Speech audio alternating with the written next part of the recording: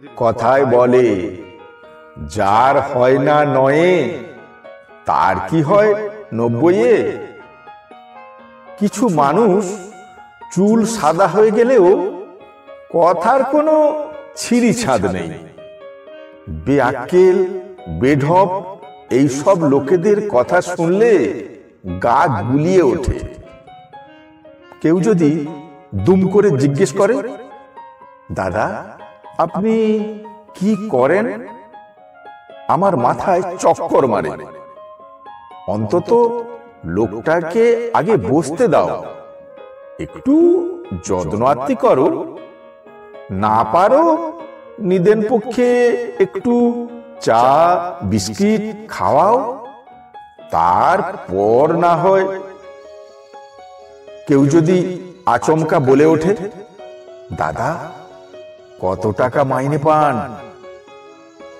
আমার কলজে থেকে ধোঁয়া বেরোয়। মানেটা কি? মানুষটাকে জরিপ করা, মানিব্যাগটা কতখানি প্রাজ্ঞ কিংবা প্রাপ্ত বয়স্ক অথবা সমানুপাতিক। সেদিন আমার স্ত্রীকে নিয়ে বেড়াতে গেলাম। আমার নাকি দূর সম্পর্কের খুড় শ্বশুরের বাড়ি।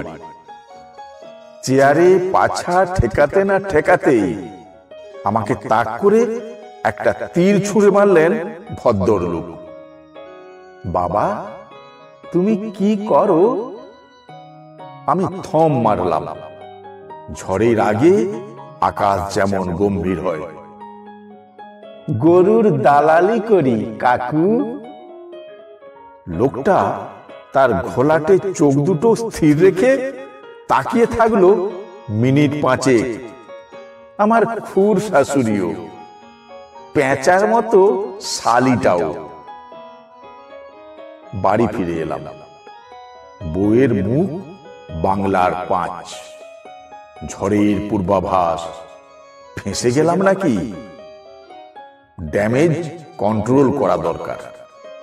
আমি বউয়ের নরম কাঁধে মাথাটা হেলিয়ে গদ গদ করে বললাম, রাগ করো না লক্ষ্মীটি, তুমি তো জানো তোমার হাজব্যান্ডের স্বভাবটা।